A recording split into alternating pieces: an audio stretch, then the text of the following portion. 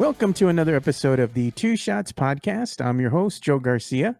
And on this episode, we're going to be joined by our good friend here and co-worker, should I say, Paul Garcia, who is a writer and a great NBA analytical mind over at Project Spurs, which is an outlet that I actually help out and work for as well. So, Paul, it's great to have you on the show. How have you been? I've been good. I've actually enjoyed the 2 days off to the Spurs. Well, not the Spurs, the NBA game in the schedule. It's just been nice after a game almost every night or back to back. So it's been good to have 2 days off and not having to watch a game even though it's so early in the season. Yeah, don't get used to it though, because as the season unfolds here, the Spurs are going to get quite busy here before the end of the year. So it's a nice little break. I got to say, I've been enjoying it myself, because usually you have one night off, one night on, then you have back to backs, and it was a nice little break. I got to say, and I got to enjoy Halloween with the family. So all that was great. But we get back right into the swing of things again, talking San Antonio Spurs basketball. And we have some news that we want to share that broke over the weekend. I know that everybody was really shocked by the Josh Primo news. So the team announced they waived Josh Primo on Friday, October the 28th. And again, it shocked Spurs fans across the Alamo City. And I know a lot of us thought that it was a joke at first, but unfortunately it was not. It was being reported before the Spurs played their game against the Chicago Bulls that, in fact, this is what the team decided to do. Then on Saturday, October the 29th, ESPN reported that attorney Tony Buzbee told them he had been retained by a woman who worked for the San Antonio Spurs and alleged that Primo exposed himself to her. Attorney Buzbee represented multiple women in the sexual misconduct lawsuits against the Cleveland Browns quarterback Deshaun Watson. A press conference is scheduled for Thursday in Houston, as attorney Tony Buzbee will represent psychologist Dr. Hillary Cauthen. Josh Primo did clear waivers on Sunday, October the 29th, and currently is an unrestricted free agent. And that's about all the news we have until Thursday. So if you like the graphics and overlays we're using on the Two Shots podcast, check out our friends over at Canva. They have everything you need to get started right away. And best of all, they are now offering a free 30-day trial to Canva Pro. You can take advantage of this offer by simply scanning the QR code you see on screen. In other news, we're going to go ahead and talk about Keldon Johnson.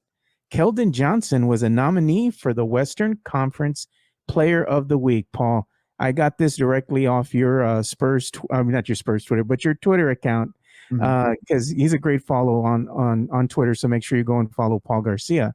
But I mean, what do you think about this, Paul? I mean, that's Keldon, getting in there with a bunch of again, all 30 teams. This is an evaluation by the league each week. They look at who's the Western and Eastern Conference Player of the Week, and the fact that the Spurs went 3-1 this past week. Keldon was their top player. With Devin Vassell out for most of these games.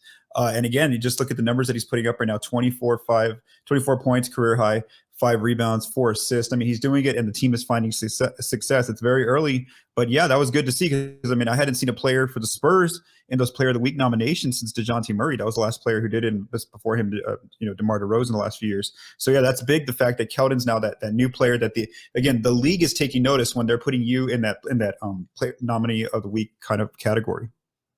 Oh yeah, definitely. And Keldon, he showed that he's a epitome of a competitor out there on the court. He got beat up against the Minnesota Timberwolves, tweaked his knee, tweaked his ankle, got knocked down more than one occasion, kept getting back up. Coach Pop sat him down. And I said, you know what, Keldon, I don't need my knee. You can have mine. But he was a true warrior. He went out there, he competed, he did not stop, and he willed this team to victory. I think everybody was inspired just by looking at him and what he was able to do out there in the court. So it's great to see him getting some accolades and some recognition here from other people other than just, the home crowd here in San Antonio. And in other Spurs news, we do have a Spurs docuseries. It is set to premiere today, November the 1st, as we do record this. We're on 9 o'clock, on November the 1st. We still have not seen the docuseries. I assume that it will be coming out on Spurs.com or, the Spurs social media channels. But basically what this docuseries is, it's about uh, the Spurs sharing 50 stories to celebrate 50 years of Spurs basketball. And this is going to be retelling stories from the team's past, and it's going to include some former players such as Tim Duncan, Manu Ginobili, Tony Paker, David Robinson, George Gervin, along with one Coach Pop. And I did see that we did have a T-Mac sighting on there. So that was great to see as well. Are you looking forward to the docuseries, Paul? Yeah, I'm really. I mean, it's only been one trailer that the Spurs have put out on social media, but I've enjoyed that trailer where you see Timmy get in front of the mic and he sits down with whoever's interviewing him and he's like, this is going to be a struggle because I haven't done this in so many years. And at first when he says that, it's funny because the first time I hear that every time, I think he's talking about the team, like it's going to be a struggle, like everyone thought these would be the tanking Spurs, even though they're not after all. But anyway, then he talks about his interview process, and so that's why I was just like, it took me a while to think because that sentence kind of drags on a little bit before. But yeah, I'm really excited to see that. It's always great to hear from Tim, Tony, Manu, Pop, in this kind of light. That was one of the coolest things about that last championship that they won in 2014 was the three of them and Pop sat down together and they kind of like talked about some of their memories. And it's very rare that you get them to talk, on camera and on mic about those kind of memories. So it's really cool to see. So I'm really looking forward to that documentary series. Yeah, one of the things that I'm looking forward to, Paul, probably as you are as well, is the stories that we probably have not heard. We hear little things here and there that they might share with the media, but there's other stories that have probably never been told or shared before. And this is going to be a first for Spurs fans, probably some really funny stories that are going to be shared, from former team members. And I even saw Michael Finley in there as well. So that's a plus. He played a couple seasons here with the San Antonio Spurs. So it's always good to see a familiar face and, one that Spurs fans nowadays might not be too familiar with. So it'd be interesting to see if they bring any other former players that, helped the Spurs back in the day. So something definitely to keep an eye on. Okay, as we move forward here, we're going to go ahead and talk about some team injuries because unfortunately, we do have some injuries to report. It was revealed that Blake Wesley suffered a MCL sprain. First, it was reported that it was an MCL tear, but now they updated that report, and now they say it's an MCL sprain, and he did suffer that in the team's win on Sunday over the Minnesota Timberwolves. It was first reported, too, that he was going to miss anywhere from 6 to 8 weeks, but that has been updated as well. The Spurs have stated now that they will give updates and they're going to be provided as appropriate. So we hope that, Blake doesn't need so much downtime, and that he does recover quickly and comes back better than ever, because I know Doug McDermott had some great things to say, not only about Blake, Blake Wesley, but also Malachi Brenham after the game on Sunday. So what do you think this means for the San Antonio Spurs? They already are depleted, Paul. So who else do they got? Well, no, that's a big question, and this is something one of our writers, Matt Lerma from Project Spurs, mentioned in our Slack messages, our private conversations with the staff, and yeah, it is a good question. Are the Spurs going to sign someone? I definitely think they might, because one, they have a lot of cap room. They have $30 million in cap space. Now they're not going to use that just to sign someone. That maybe use 1 or 2 million of that. But then the number two is that now with Primo waived, and then now with Wesley hurt, they don't have a backup point guard behind Trey Jones. They literally don't have a backup point guard. They don't have many guards, and just like the other night when they were down to like 8 players when Keldon, when we thought that he might exit the game with an injury, they're really limited in wings and guards right now, especially with the injuries across the board. So I do wonder. I'm kind of starting to check the transaction log almost like every few hours the last few days, just because I do think that we're going to see them sign another player, just again to kind of get through this wave of getting through this process with Wesley now out. Again, the Spurs didn't put a timetable, but their initial reporting was 6 to 8 weeks. And so that's why I do wonder too, if they do sign someone, would it be like a young player who maybe hasn't really shined in the NBA? Maybe they want to give him another chance, a player who was maybe like a former lottery pick and just didn't make it in this league so far, or someone from like the G League, or is it maybe like a veteran player, bringing in another veteran to help out this young group, considering that they're playing very well 7 games into the season. Yeah, that's going to be interesting, and we were kind of having some fun earlier in the Project Spurs Slack messages, and we were kind of giving our funny takes, and I said maybe they need to bring back the OG, Jeff Ledbetter, but that's just me being silly, That's one of the team's strengths right now is 3-point shooting. Yeah, and I'm just being silly. I'm not being serious here, but I mean, they're going to have to go ahead and look at somebody to kind of fill that position, because losing Primo and then now you're losing Wesley, here to injury as well. you got to do something. And I would assume that if they do sign somebody, do you think it's going to be to a short-term contract, like a 10-day contract, and maybe extend that as needed? So it would probably be a non-guaranteed deal because they can't start 10 days until January. That's just league policy right now. But yeah, I think for sure like a non-guaranteed deal for now. And like you basically have players on the roster until maybe Wesley gets healthy. And then once Wesley's back, if that player's kind of shown that he's a really integral part of the team, they might keep that player. If not, they might just waive him. So again, I think that for sure like a non-guaranteed deal for the rest of the season might be something they look at. Okay, so definitely something to keep an eye on. And also, the injury report for tomorrow's game against the Raptors, the Spurs went ahead and did release this, and they're reporting that, of course, Devin Vassell is going to be out due to his knee. We're going to have Blake Wesley out due to that MCL sprain. Keldon Johnson is questionable because of his calf. That's what they have listed here. Isaiah Roby is still questionable. Illness, he was still, fighting those flu-like symptoms as of Sunday's game, and he did not play. Jeremy Sohan is questionable too because of illness. If it is because of flu-like symptoms, all I can say is the San Antonio Spurs medical staff needs to administer some flu vaccinations, Paul. Man, so I didn't catch that Keldon was on there. My bad, man. And I reported earlier. The Spurs sent it to me, and yeah, they just updated that. Okay, that's okay. No wonder. So this was a few hours ago. Okay. So, oh, wow. Yeah. So if they lose Keldon, that's going to be, I know that they're defined odds right now, but man, if they lose Keldon or not have him for like a game, that's tough.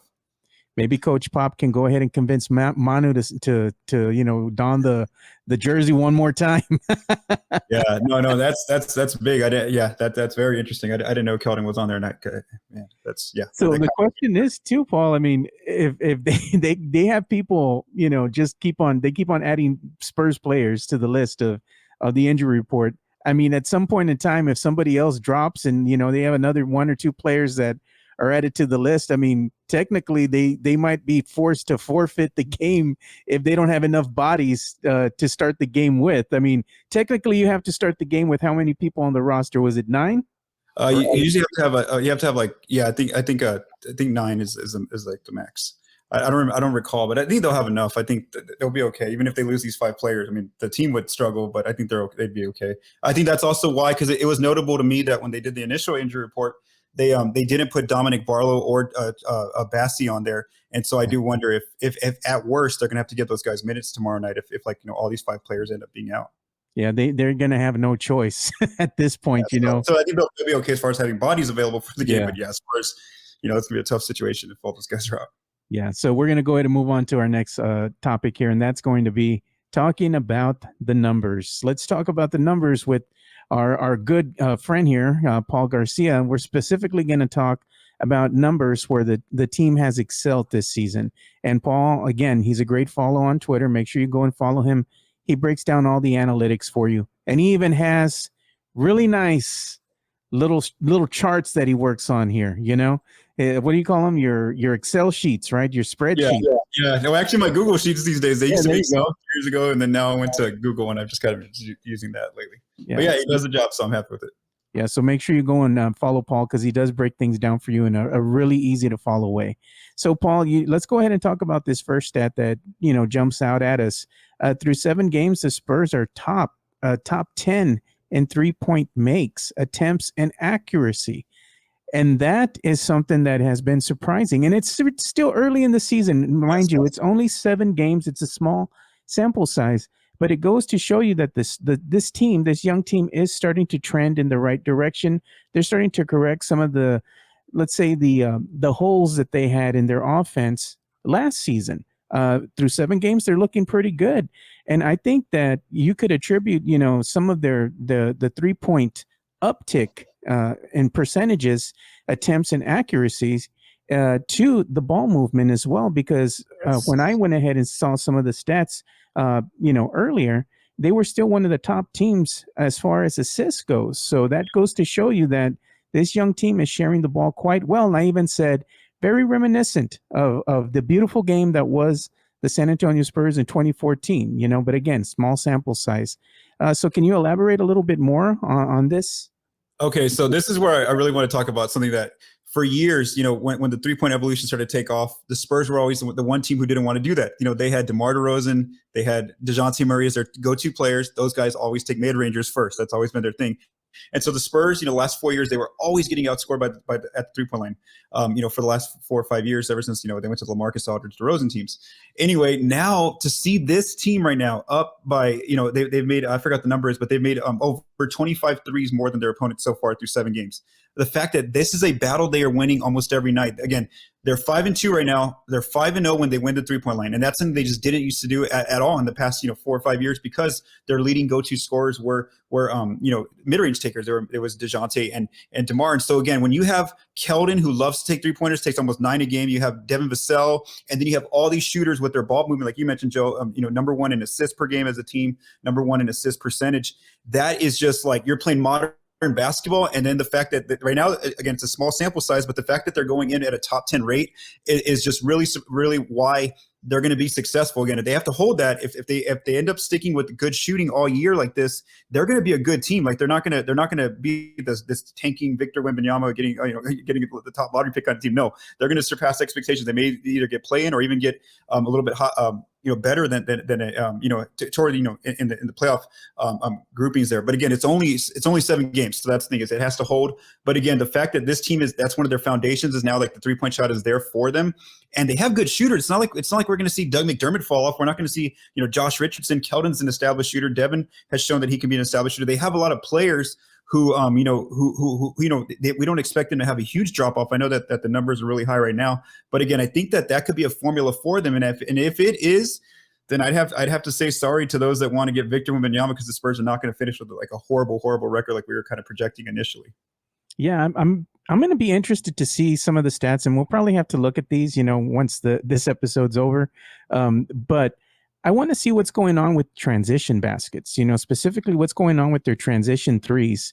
And not only that, but they have the ability now to knock down threes because they're getting their shots off a lot faster now, and again, I attribute that to the ball movement, because a lot of these younger players now, they're attacking the basket, sucking in that defense. And what do you have? You have a player that's open for a right wing 3 or a left wing 3, top of the arc 3-pointer.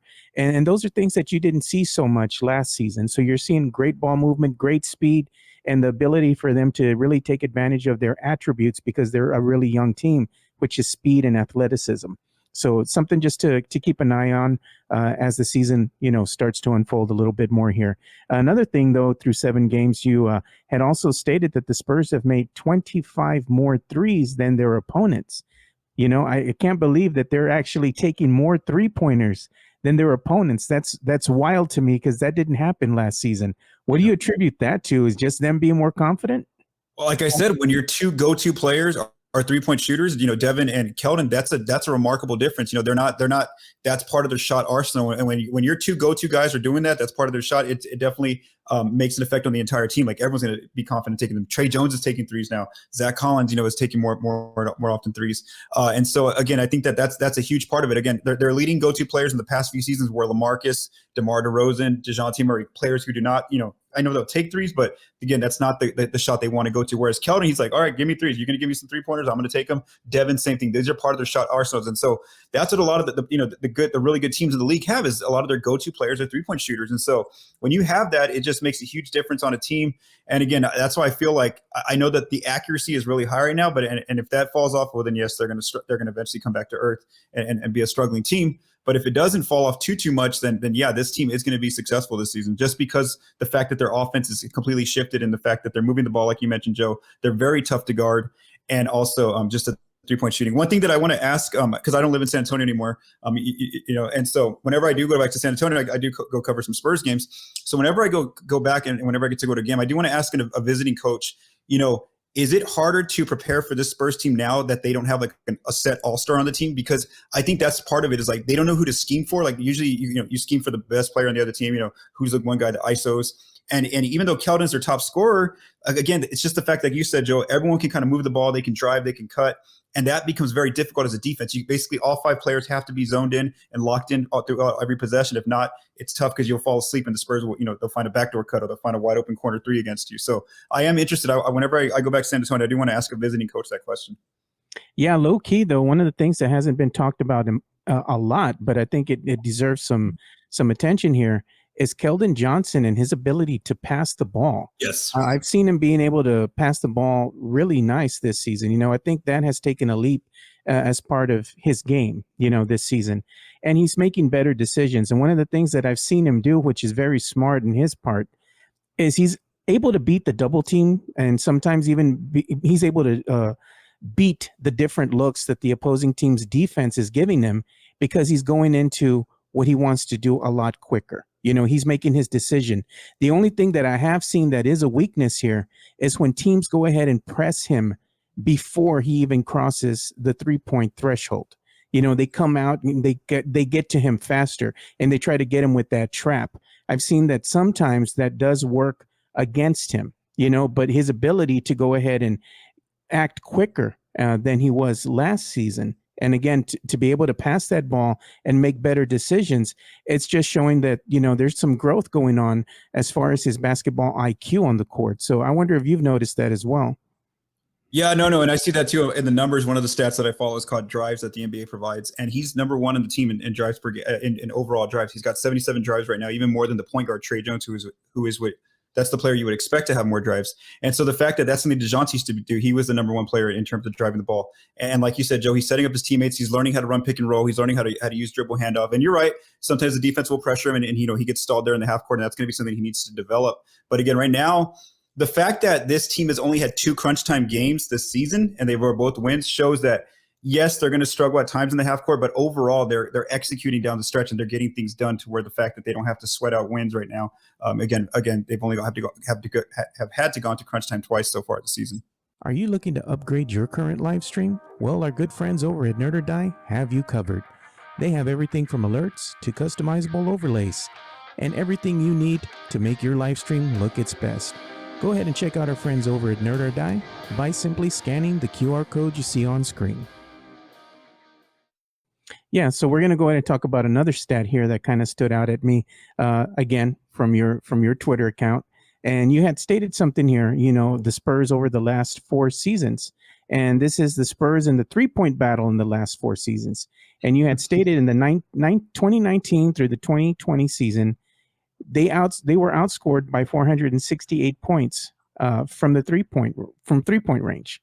Then in the 2020 to the 2021 season, they were outscored by 507 points from beyond the arc. Then we go into the 2021-2022 season, outscored by 201 points from 3-point range. Then we're going into this 2022-2023 season. It's only 7 games. Now they are outscoring opponents by 75 points from the 3-point range from beyond the arc. I mean, their accuracy has been unreal. And I think that a lot of this too has to do with Coach Pop moving one Doug McDermott to that second unit to really give this team some balance.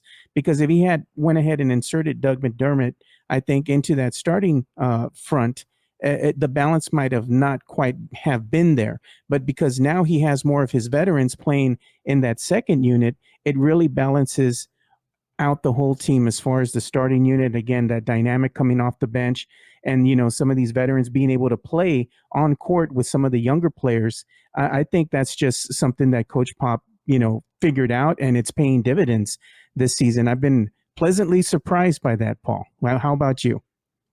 No, that's one key factor. The fact that Doug comes in and he's just like an instant fireball, just shooting the ball. He's getting way more opportunity than he would have had in the starting lineup because again in there he's letting Jakob take his shots and Devin and Keldon and all those kind of players. And so now he's like that instant spark that they need, and they need him to be a high volume shooter, and he's doing that right now.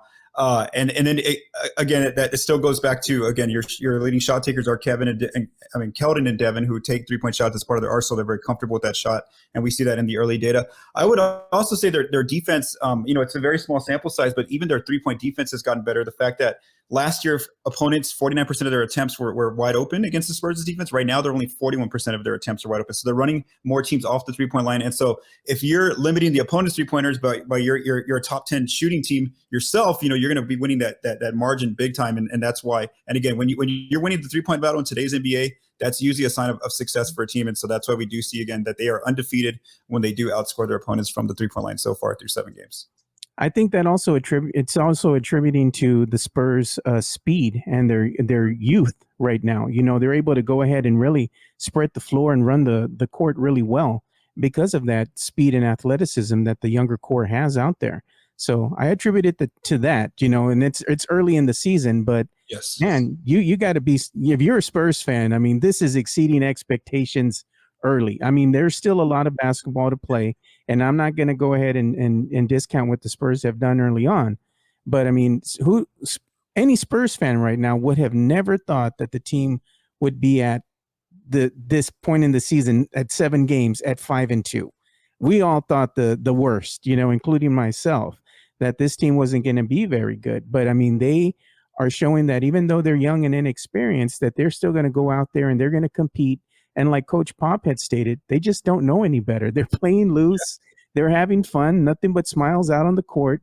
And I think the big success behind everything this season has been team chemistry. I think right now their chemistry is a lot further along than some of the other teams out there in the Western Conference. And I think that's what we're seeing early on. These other teams still haven't figured things out, while the Spurs have already figured that out, and they have a great team dynamic. So I think that's probably what's attributing to their early success thus far. What do you think, Paul? No, I agree with that. You can just see that, the assist part definitely shows continuity amongst this roster. I know that, different players have increased roles, but a lot of these players are familiar with each other. They've played the last 2 or 3 seasons with each other.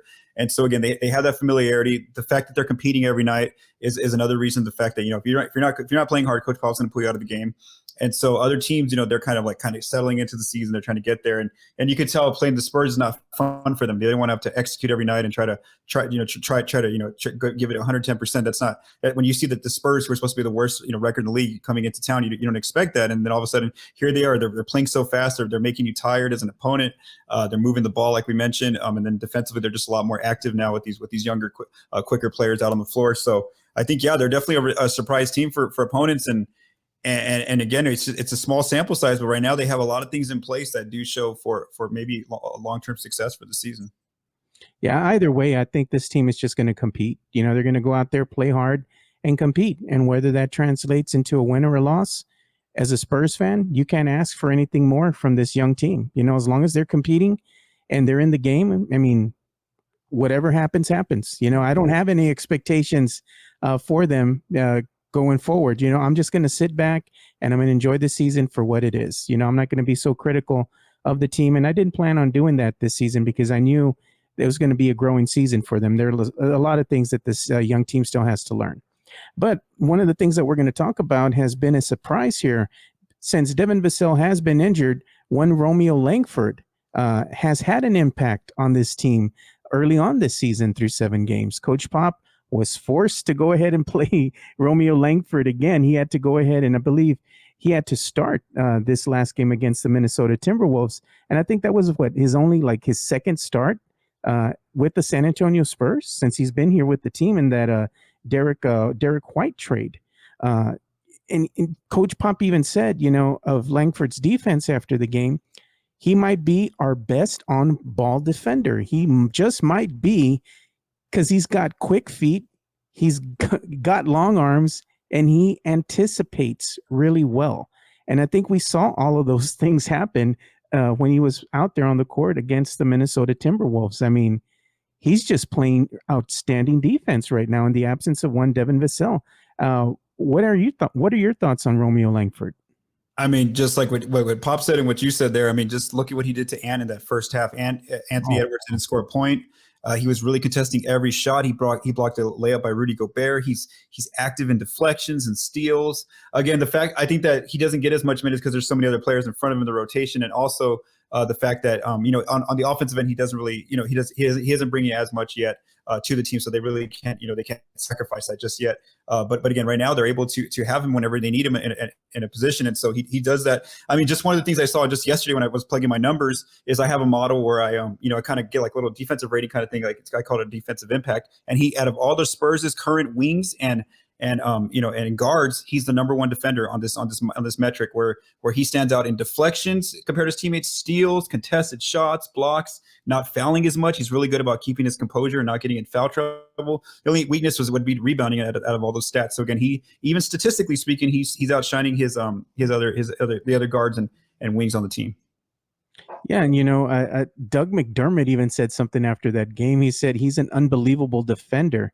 I think his confidence is growing every day, and that's something that's clearly evident, the more playing time he's getting. And I think the more that his teammates are believing in him and giving him praise and telling him he's doing a good job, and then hearing what one coach Popovich is saying about you after the game, all these things are just going to go ahead and boost your confidence and make you play that much better. One of the things that he himself even said after that game against the Timberwolves on Sunday, he's like, he's not really been known for his defensive prowess. And that's going back to his college days, when he played for Indiana.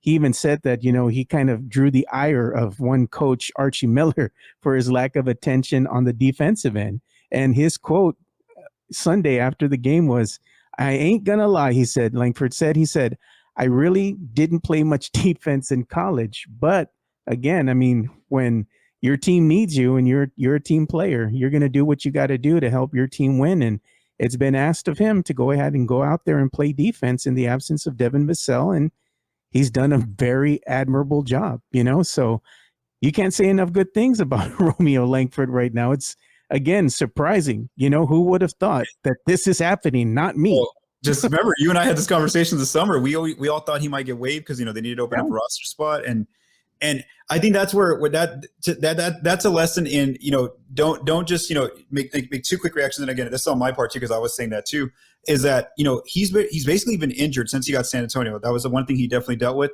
And so even like last season, we barely saw him on the court when after he got traded from Boston. This season in the training camp and stuff, like he just really didn't get a shot. And so we could tell, though, the fact that Pop has this much praise for him, that maybe like internally and like in their open gym and their scrimmages and as a team, they knew he's a really good defender. Like they saw something in him, and that's why they immediately were able to say, okay, Joe Wieskamp, we're gonna have to waive you. We're gonna stick with Romeo Langford. And we see it now that maybe the coaching staff and the other players, they've been seeing this behind the scenes, but us as fans that are outside, because we haven't seen him on the court, we maybe thought, oh, he's not, he's just never going to make it in the NBA. And sure enough, look at him. I mean, the Spurs really like him, this is really good because, again, they can make him a restricted free agent this offseason. Let's just say he has a really good season for them, turns into a very valuable defender. Yeah, then they have more control in terms of being able to match an offer sheet if another team offers him that in this coming offseason. Yeah, and best of all, I mean, Langford right now, you can say he's a very Spursy type of player.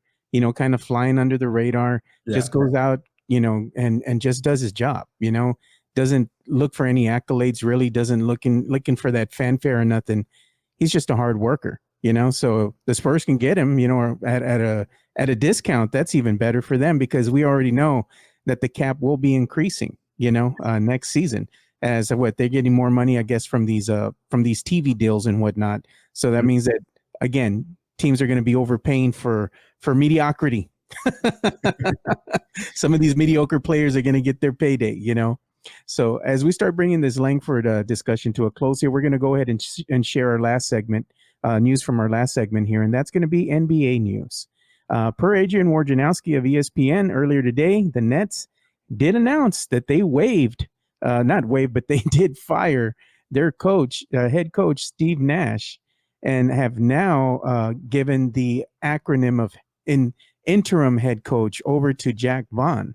And again, this is just a rumor right now, but it's expected that the Nets will inquire about suspended Boston head coach Ime Udoka, along with one Quinn Snyder and possibly some other head coaches, that are typically looking for a job right now. I would actually assume that they would even be acquiring the needs of one Mike D'Antoni, because yeah, let's face it, like Ben was saying in the Slack, he does like him some drama, and he's all about the offense and no defense. So that might be a perfect fit for the Nets, But what did you think about that? Do you think that it's something that they should have done last season? I mean, why did they wait to 5 games to this season to go ahead and finally do that. It's mind-boggling. I mean, when the best player, Kevin Durant, asked for him to be fired, remember in the offseason when he wanted to trade, like that whole organization's just been, I don't know what's it, like dumpster fire. Is that the correct term? It's just been a dumpster fire. I mean, we have everything that they're dealing with right now. I don't know. I mean, if I was Nash, I'd be like glad, and if I was one of these coaches, I really wouldn't want that job, dealing with all these players and the way that, everything that's going on, all the off court drama for them. Like, yeah, I mean, yeah, it wasn't surprising, but also I just don't even understand why did you even let him coach 7 games when your best player wanted him out since before training camp. Man, that's not even including the Kyrie Irving debacle that's going on, or even the Ben Simmons. Yes, like that's what I said. Everything's just horrible. I can't believe Patty Mills resigned there.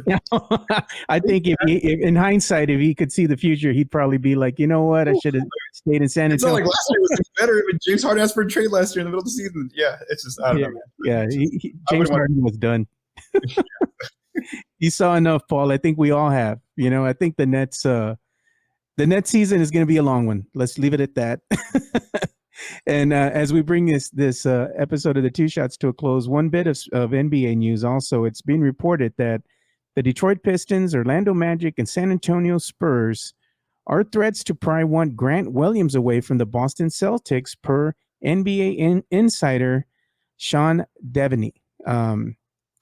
They will be in position to offer him, reportedly, anywhere the Spurs will, from 17 or any other team, 17 to 18 million, and maybe front load the contracts to scare off Celtics from matching. And that's basically what they're saying, not just of the Spurs, but also of the Pistons and the Orlando Magic, the 3 teams that are interested in possibly acquiring him, to play for their said teams. I mean, what do you think about this, Paul? And do you have anything as far as the cap goes? Yeah, I mean, as far as cap wise, the Spurs, cool. They could offer them that 17, 18 million, so have like 40 million available next season. They're going to have a lot of cap space. I mean, so the money part isn't an issue for San Antonio. They could offer him, a good, decent deal next off season. And then also like they mentioned, they could, if they really wanted him, they could front load the contract so that because he's a restricted free agent, so that the Boston would be hesitant to match. So from the Spurs' perspective, as far as money wise, like this could be done very, very quickly next off season. As far as his fit on the team, I mean, he could fit on this team if the organization likes him. He can shoot the 3-ball. He's a versatile defender who you can put in at the 4, maybe at some small ball 5. I think it's really early in the season. We need to see who's still on this team. But by next year, I know that they have they're going to have a lot of openings on this roster if they let some players go in the offseason. And so, he could fit there. I think Grant's a player that you can fit onto any team. And really, it just comes down to like the number. If you're the Spurs, you don't want to overpay for him. If he's not a player who's going to be an all-star kind of player down the road, he's more of a role player. So yeah, I mean, if they offer him if they were to get him an offer sheet at a decent amount, it's not a bad move. He's a good player that could fit anywhere, I believe. Yeah, and one other thing too, before we go ahead and bring this to a close, is there's been some rumors here that Jakob Poeltl might be traded. Because some of the teams are actually inquiring about when Jakob Poeltl, and I guess they want to gauge what the interest would be from the San Antonio Spurs. But again, this is something that we go back to last year, and it was the same thing. A lot of other teams are calling the Spurs front office to inquire what's the interest in the team trying to move one Jakob Poeltl. And when you're dealing with these types of rumors, they really don't have a lot of merit. But when you're hearing this going back to last season, and then we're hearing it again, and then we even heard it on the off season in the summer, there has to be something going on. As far as maybe the Spurs maybe waiting for an offer that they can't refuse. And I would assume that might mean if a team is offering 2 first-round picks, they're going to listen, especially if they're unprotected first-round picks. That's going to pique their interest even more. But I think one of the things that we need to watch for, though, is as the season unfolds here, and as we had mentioned before, as injuries start plaguing teams, they're going to get a little bit desperate here. And they might start calling the front office not only about Jakob Poeltl, but about some of the other veterans on the team as well, including Josh Richardson, Doug McDermott, Zach Collins, to add Jakob Poeltl to that list as well. I mean, what are your thoughts on this? Are you surprised? No, I'm not surprised. One, because of where his contract's at. He is going to be an unrestricted free agent. So in a way, if the Spurs don't plan on having him, along for the future, then now is the time to trade him at this point this season, because again, he could end up walking to another team next off season. And one good thing about this start for San Antonio is that all of their veteran players are playing very well. Like you mentioned, Jakob Poeltl's playing a 14 and 11 tonight. You got Doug McDermott, who's a fireball off the bench. You got Josh Richardson playing very well. You got Zach Collins, like you mentioned. So right now, because of where they're playing right now, these guys, their trade value is very high in the league right now. And so you're right. Maybe the Spurs are asking for 2 first-round picks for Poeltl, and so they're saying nope, we're not trading him unless we get at least two first-round picks. And so I think that's going to be something to watch as the season goes along. If the team starts to eventually start struggling, then maybe the trade value goes down a little bit, and because then they have to look at the future, and or we're not going to have Jakob Poeltl and Josh Richardson on the team most likely next season. So then should we just look at a trade? Should we look at a trade in February? But something to mention about Poeltl is that he's an integral part of this team, like Coach Pop has said before. He's kind of like that cornerstone for them right now at this point with this young group. And if they don't trade him in February, they actually have a time period, I think until June 30th, to extend him. They can actually offer him an extension. And so again, they can maybe give him a 2 to 4 year deal, keep him around, being that anchor for the defense, that kind of quarterback with the offense. So again, that's something to watch. Is I'm not sure if they don't trade him in February that he's actually going to be done with his time at San Antonio. I think that he's become a big foundation for this team. Yeah, not only that, but when you hear how he engages with the media here in San Antonio, he sounds like he's really content with his progress and just staying here in San Antonio and just playing basketball under one Coach Popovich. There's great admiration from not just Jakob Poeltl, but from Coach Popovich as well. He sees him, as you stated, as an integral part of this franchise moving forward. And low key, Jakob Poeltl is a great center. I'm not saying that he's flashy and by any means, or he's the most athletic center out there. He just does a lot of the things that have made him a really solid starting center in the NBA, so much so that I'm sure that other teams have noticed that as well. I would even go as far to say that he's at least in the top 10 when it comes to centers in the league. He's a very solid piece, and he doesn't make a lot of mistakes out there. And he can pass the ball quite well, great in the pick and roll situation, yep. Has a little left hook, that he can go ahead and, put in his arsenal, great in the paint, solid rebounder, can get some steals and blocks. And his little pick and pop action out there is also something that makes me smile every time I see it in action. So he's a very smart player, and a very solid piece to any NBA team. So he's going to get some attention, no doubt. But we'll have to see what happens as the season unfolds, and if the Spurs, like you said, decide to go ahead and keep him and extend him, because they could get him cheaper if they do that rather than just letting him go into free agency, especially what they have like 30 plus mil moving forward into the off season, that they can use on another player, or choose to keep some of their players here as well. So a lot of things to keep an eye out on. But one of the things we need to keep an eye out on is what's going on over at Project Spurs from our really nice group of writers that we have out there, and from our digital media team, such as Paul Garcia here, which I know you're going to be dropping a new episode of the Spurs Cast coming up here shortly. Do you want to give us a little tease of what might be talking about? Yeah, just continue to talk with the Spurs. We're going to wait till the Spurs play the Raptors, and then after that, we're going to kind of go through an 8-game sample size. What does this team look like? Again, I'll probably go through a lot more of the numbers, like what we talked about here, Joe, with the 3-point shooting, the fact that that's completely changed. The lineup, dealing with injuries, unfortunately, they're really struggling right now at that part, but they're still winning ball games. That'll be the main parts of the Spurs Cast. This coming week is kind of working on that, and then I'm going to have a guest on from another Spurs site, Bruno Passos, one of my good friends from Pounding the Rock. When I used to go to Spurs games in San Antonio, I used to hang out with him a lot, and now fortunately I don't live in San Antonio anymore. But at least it'd be good to catch up with him virtually online for that interview. There you go. I'll definitely be tuning in and watching that because Bruno's a good guy, man. He's been doing this thing over there with Pounding the Rock for quite some time. Mm-hmm. And also make sure you go and follow, again, Paul Garcia on Twitter. And if you want to follow him, he can follow him at Paul Garcia NBA. Again, great follow, full of stats.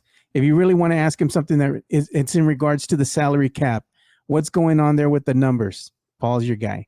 And also make sure that you're following Project Spurs on our YouTube channel, which is at Project Spurs Network TV. Make sure you turn on those notifications, you subscribe, and you like the channel. Because Paul and the other guys that are there, along with Benjamin Bornstein and Evan Townsend, we also have one Vicky Vick and Rocky Garza Jr. doing their thing with the Spurs Rewind, and Evan and Ben doing their thing with the Spurs Twitter Spaces. got a lot of content out there for you guys. So make sure you definitely go and subscribe, like, and share. Turn on those notifications for the Project Spurs YouTube channel. So for Paul Garcia, I'm Joe Garcia. Thank you guys for listening and watching another episode of the Two Shots Podcast. And like we always say, spread the love, stop the hate, be kind. We're out. Peace.